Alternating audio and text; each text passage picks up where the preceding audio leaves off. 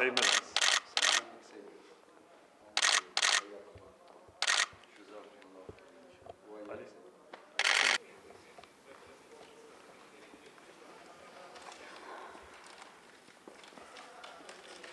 مو قولي أنا في حضن زوجة الرئيس.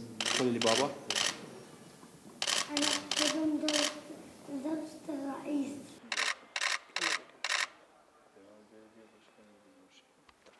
Beraber de oynuyorlar sürekli Sidre ile birlikte. Kardeş oldukları için özellikle Sidre ile gelmek istiyorum demiş.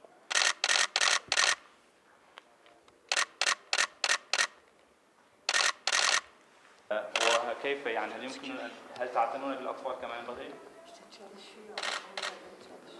سيدي على مدى اليوم Bakmaya çalışıyoruz ama eşi çalıştığı için Sidra ile Muhammed daha büyük oldu. 9 yaş.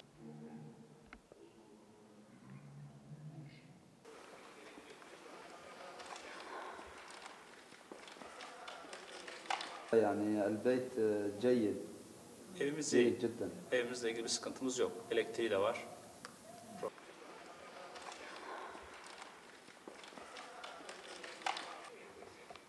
يعني يلتزم لانه احيانا اخوي وزوجتي بروح على الشغل هن بقيانين عندي وعند اولادي ضروري يعني.